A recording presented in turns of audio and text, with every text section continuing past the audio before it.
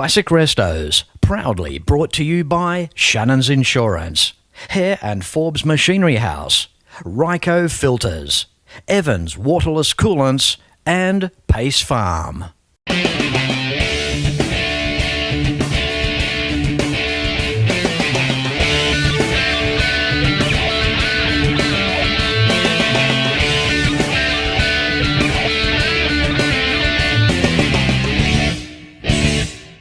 Hello and welcome to another episode of Classic Restos, the longest running automotive TV show of its kind in Australia. And on this week's episode, it's about a brand of car that also ran for a long time around Australia and in other parts of the world as well. But first, here are some commercials from people that are fantastic to deal with and that are an integral part of bringing us Classic Restos each and every week. It's thanks to Shannons. Ask about multi-policy discounts and sign up for the Shannons Club. Call 134646 for a quote and see more at shannons.com.au. And Hare and Forbes has the range. Buy online at machineryhouse.com.au. The Mini, or the Mini Minor, known to countless millions of people around the globe. It's not down in the history books, noted for effortless performance, nor luxurious interiors, but more a humble car. A car to get you from A to B. A car designed for the working class man, and a lot of fun to drive.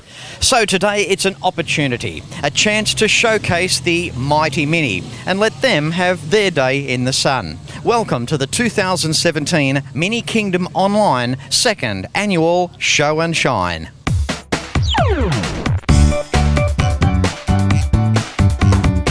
This is a mini show.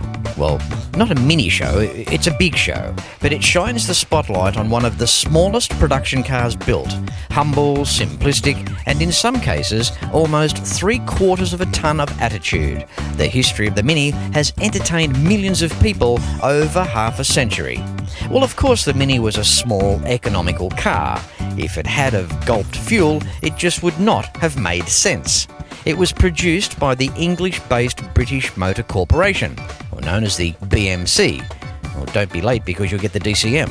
It was made from 1959 to 1968, British Leyland from 1968 to 1986, and then the Rover Group from 1986 through into a fairly recent year of 2000.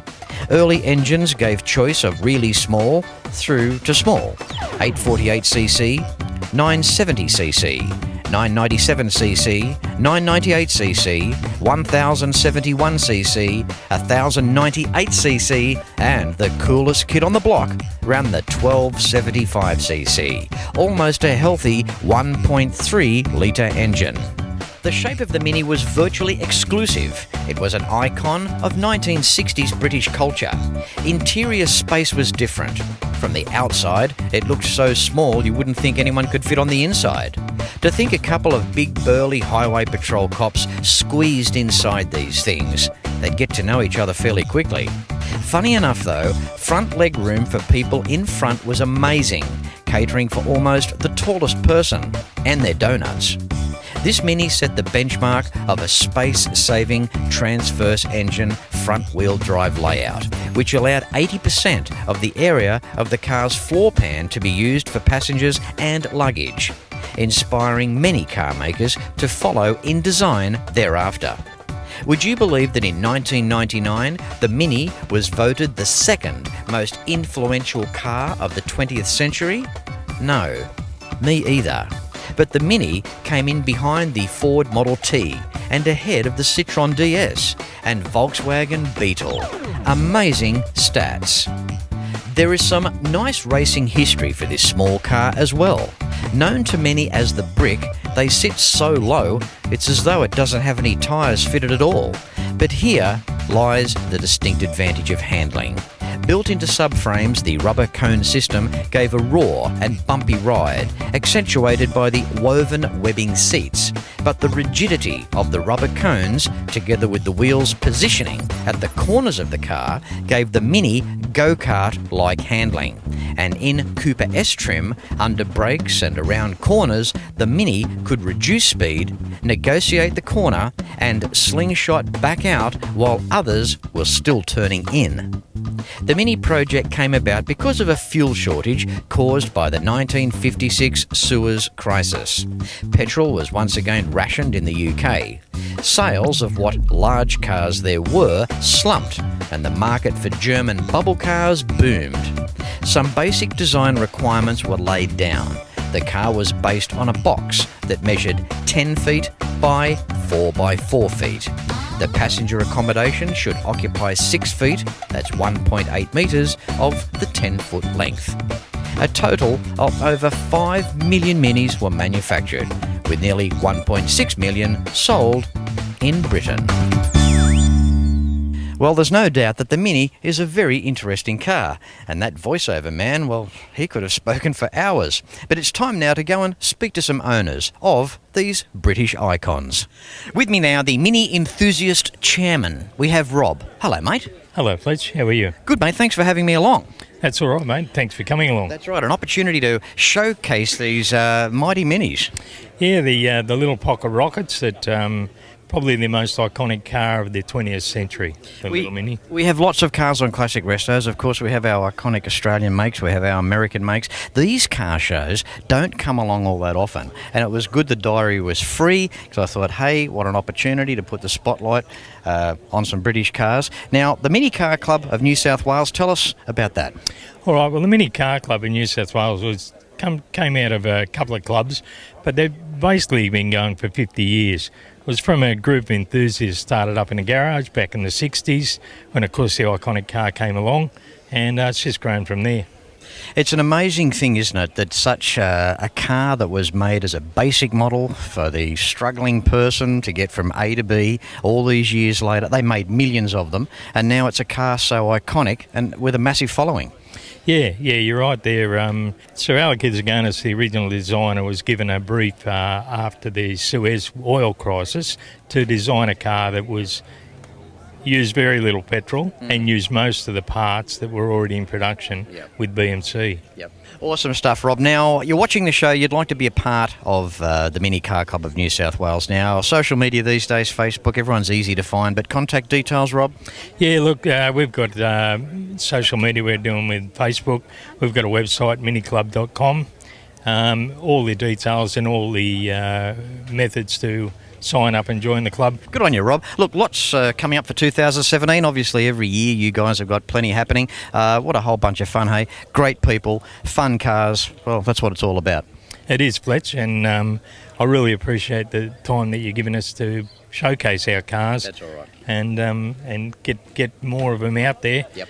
And the more we can get out there, the better they'll be. Absolutely. My pleasure. Thank you, Rob. All right. Thank you, Fletch.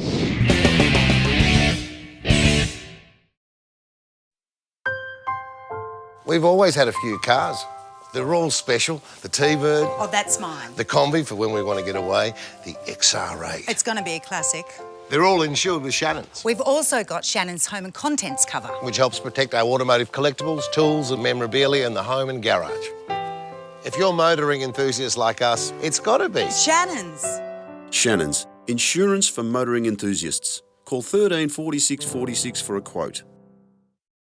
Australia's changed over the last 80 years, and Reiko Filters has changed with it. But one thing stayed the same: Reiko's commitment to develop and test all our filters under Australian conditions. Today, we're proudly celebrating our 80-year commitment to a design philosophy that ensures all oil, air and fuel filters meet or exceed vehicle manufacturers' specifications, delivering genuine quality and performance you can trust. Reiko Filters, the professional's choice. If you have a restoration project, Hare and Forbes has the tools that you need. Look at these restoration products: shrinker stretchers, dollies, mallets, bead rollers, profile gauges, professional panel restoration kits, and so much more. Now I warn you, enter at your own risk because you will end up buying something. So come along to your Cap City store or browse and buy online at machineryhouse.com.au because Heron Forbes has the range. Evans waterless engine coolant. Simple to install and stays good for the life of the engine. Suitable for all engine types, Evans contains no water, eliminating corrosion, vapour pressure and overheating. With a boiling point of 190 degrees Celsius, there's no application or environment too extreme. evanscoolants.com.au. Water for drinking, Evans for cooling. Making our way through this interesting little day. Not only do we have a British car, we have a guy from the old country as well. How you doing, Andy? Very well, thank you, Fletch. That's the way. Thanks for coming. Yeah, thanks. Now, how long have you been here in Australia? I've been here for about 3 years now. Yeah. Do you like it? I love it. Yeah. You know, there's something about interviewing a guy from the UK with this outstanding 1961 Mini. What can you tell us about it? Well, it's early 1961. It was brought over in March 1961 in kit form, in boxes, then assembled at Zetland and put together. Registered in July of 1961. It spent all its time up around Musselbrook.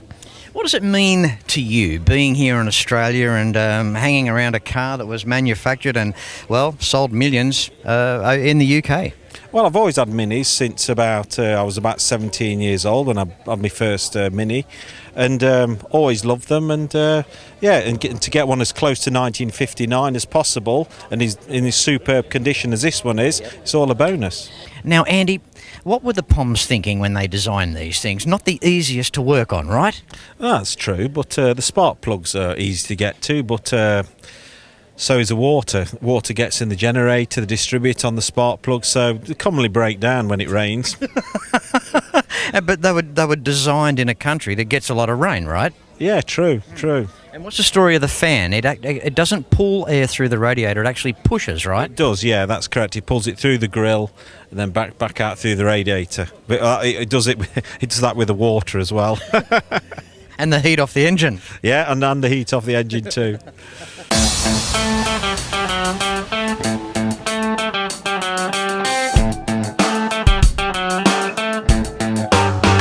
Good on you, Andy. Well, look, thank you very much, mate, for the chat. Sun's out here. This Aussie heat, it must be killing you. It is. We must be up to 23 already. Oh yeah, it's hot in English summertime, Fletch. Good on you, mate. It's lovely having a chat, mate, and the preservation of this Mini, good on you and well done. Cheers, Fletch. Thank you. From an original car through to a custom. Hello, Michael. G'day, Fletch. How are you? Good, mate. You? Yeah, not too bad. That's good. I like what you've done here. Thank you.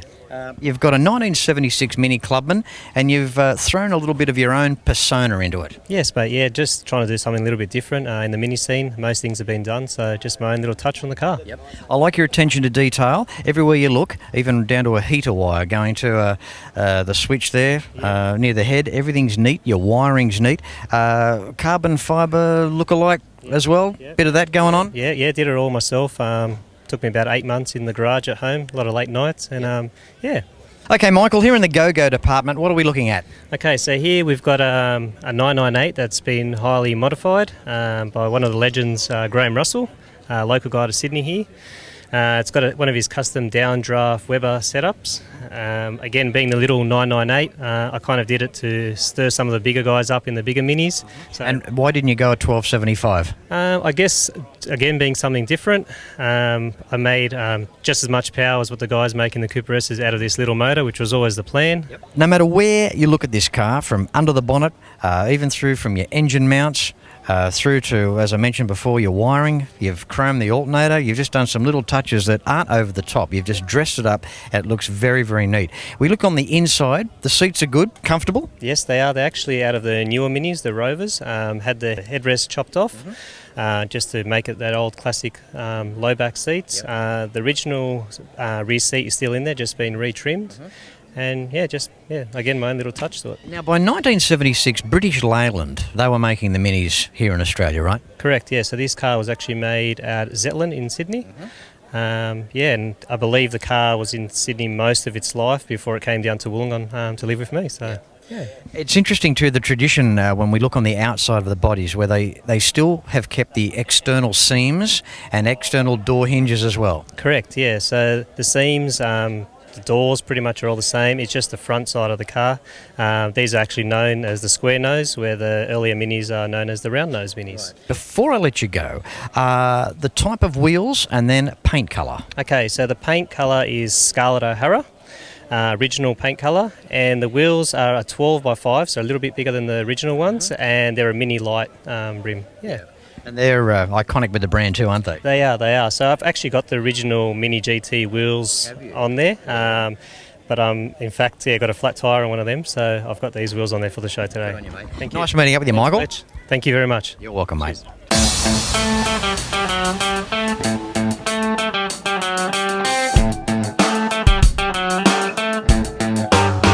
With us now, larger than life and still giving cheek, we've got race car legend Donnie Holland. How are you, Don? I'm very well, thank you, Fletch. That's the way. You having fun? I am. It's a beautiful day with magnificent motor cars here. Geez, mate, you're quiet as soon as the record light comes on. Am I what? Now, Donnie, you've driven many cars. Just quickly run through the cars that you have driven in your racing career. Austin Healey's, Minis, Mini Coopers, Cooper S's, lightweight Cooper S's, Tiranas, 350 Monaro, Tiranas, all the XU1s, L34 Tirana, A9X Tirana, Mazda RX-7s, and then our Formula Fords. You know what? You've got to give it to this guy. From the small cars right through to the big bangers, this guy has driven the lot. Now, Don, obviously the emphasis today is on the Mini. Walk us through. What were the Cooper S's like to drive on the racetrack? Oh, it was magnificent. Really, they were. We started off with first off with an 850 at Bathurst in 63, sorry. And then I rode the Coopers 64, 65, 66, 67 with Peter Cray. Now, Donnie, we're talking of a racing era back in the 60s. Back in the time when, to the likes of Freddie Gibson, Bruce McPhee, Foley, all these guys, the BMC Works team, you're all part of that, right? Yeah, we're all part of the whole scene from the early 60s right through to the mid-70s. What was it like? Or even the 80s. It was, we just went and we entertained the public, paid to entertain the public in those days. But it was terrific motor racing, and if you didn't have any money, you could go motor racing if you dedicated all your time to it in those days. Racing against the other cars, and I became a works driver in 66 through to 70 with a BMC. But then I went XU1s because the Mini wasn't capable of winning outright at Bathurst after that. And that's where we kept going from there. Did it give you a lot of enjoyment at Bathurst, sneaking up on the big boys under brakes? Oh, that was probably the best part of it, the whole thing. 1970, Gibson and Moffat completely run out of brakes, not far from the end, and also with Johnny French, and Dunlop was supposed to bring some tyres in for us. Didn't bring them out. They arrived by boat on the Tuesday after Bathurst. That's handy. They were supposed to be flown in. We put them on for the last session, and we were 3 seconds a lap quicker. Wow. We still come third outright, but if we'd had them all day, we'd have been that far in front that Moffat wouldn't have seen which way we went. Well, these some of the cars too back in the day, Don, where at the end of the day you'd get in and drive home? Well, you had to. They were stock standard motor cars, and they were tested on after Bathurst, after the Sunday race. They were sealed, and you had to take them in the next day in and pull them apart and make sure they were all the correct car. Yeah, I love that. To think you raced them all day and then you drove them home with your number plates on. We did. Well, most of if you have a look at a lot of the cars that raced at Bathurst, they all had their number plates on them.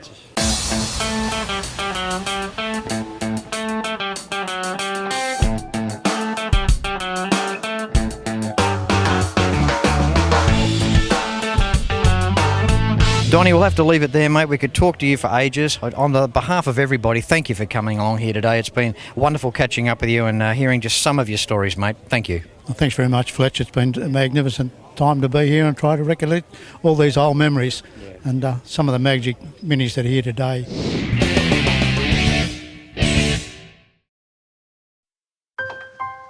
I spend a lot of time out here. The RT Charger's the real deal. An E49. Remember A-Charger? I've always got projects on the go, so Shannon's laid-up cover helps protect my restorations. I'm Mopar through and through. It's a passion Shannon's understands. I wouldn't insure my cars and bikes with anyone else. Shannons Insurance for motoring enthusiasts. Call 13 46 46 for a quote. Evans waterless engine coolant. Simple to install and stays good for the life of the engine. Suitable for all engine types, Evans contains no water, eliminating corrosion, vapour pressure and overheating. With a boiling point of 190 degrees Celsius, there's no application or environment too extreme. evanscoolants.com.au. Water for drinking, Evans for cooling. Australia's changed over the last 80 years, and Reiko Filters has changed with it. But one thing stayed the same: Reiko's commitment to develop and test all our filters under Australian conditions. Today, we're proudly celebrating our 80-year commitment to a design philosophy that ensures all oil, air and fuel filters meet or exceed vehicle manufacturers' specifications, delivering genuine quality and performance you can trust. Reiko Filters, the professional's choice. Heron Forbes Machinery House has been family owned and operated for over 85 years, and it's easy to see why. And with a range like this, you cannot go wrong. Planning on welding? Look at these welding tables and clamps, air compressors and different air tools, sandblasting cabinets, through to spray guns. Everyone is welcome at Machinery House, and they're also open Saturday mornings. Their range of machine tools are workshop tested. There are competitive freight rates around Australia, and you can buy online at machineryhouse.com.au. So remember, Hare and Forbes has the range.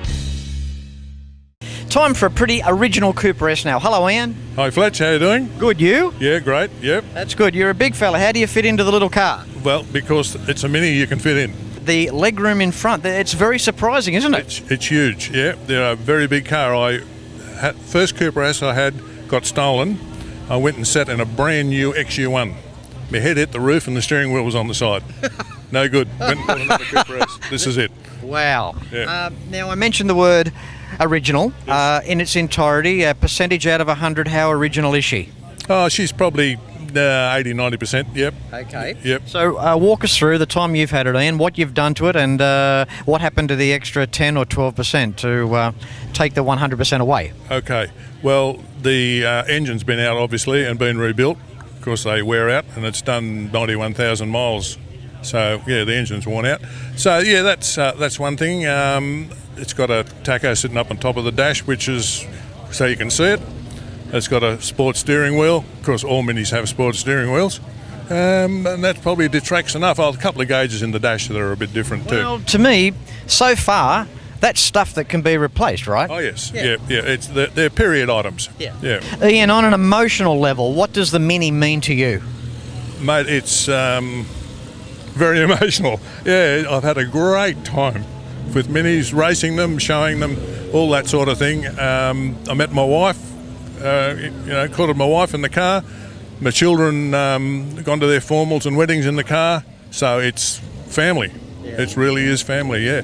And people say to me, what are you going to do when you die with your cars? Well, you're not going to know about anything then, are you? Exactly, Fletch. This is it. I've had a great time. I've met wonderful people, like yourself, and wonderful people. Yeah, just had a great time. Isn't it beautiful that classic cars can become such an integral part of our lives? Oh, absolutely, yeah. Oh, yes, yeah. They do become part of your life for sure. Tell us what's under the hood, what powers it, and what you've done to it there. Well, it's basically Cooper S. It's 1310. Inch-and-a-half carburetors normally fitted to a police Cooper S are on this car. It's not a police one. Yep. Balance, extractors, that's it. Okay, it's been a real pleasure talking to you, and thank you very much, mate. Thanks, Fletch. It's been a pleasure to meet you. Thank you. Thank you.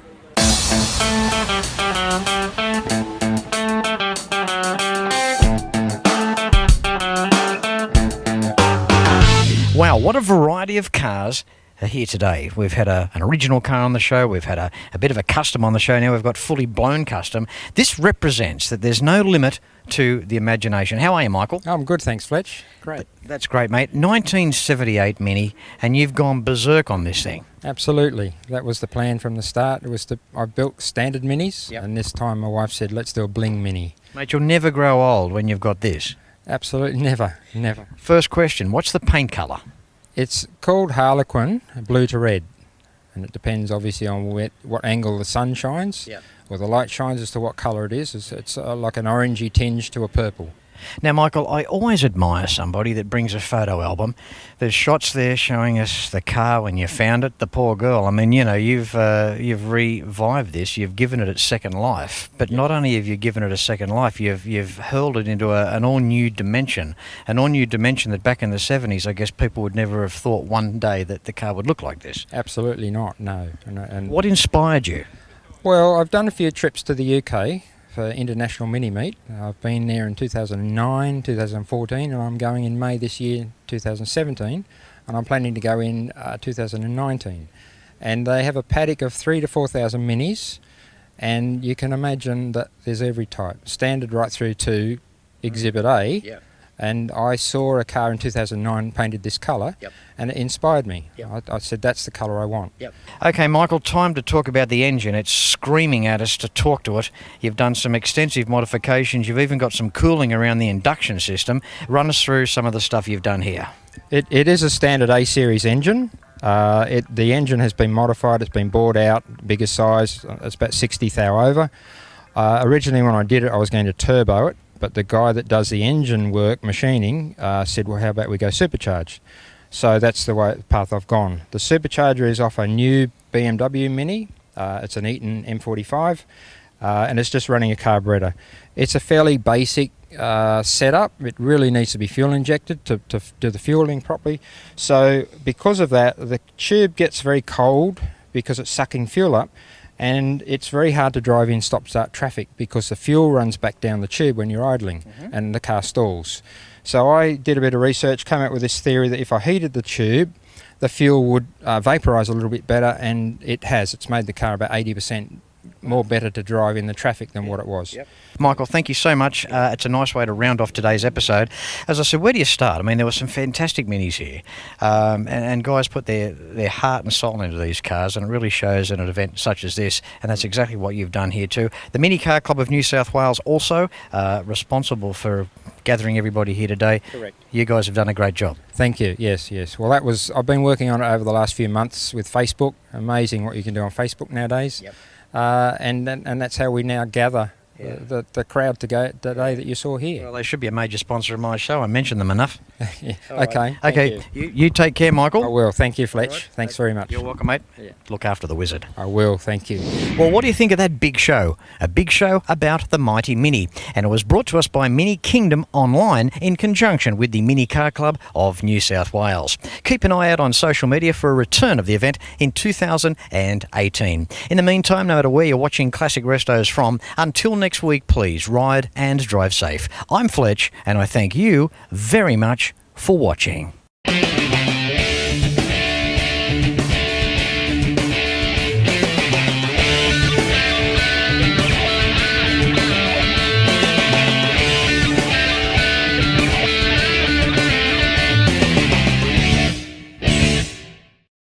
You can like and follow us on Facebook at facebook.com/Classic Restos TV and watch catch-up episodes at shannons.com.au.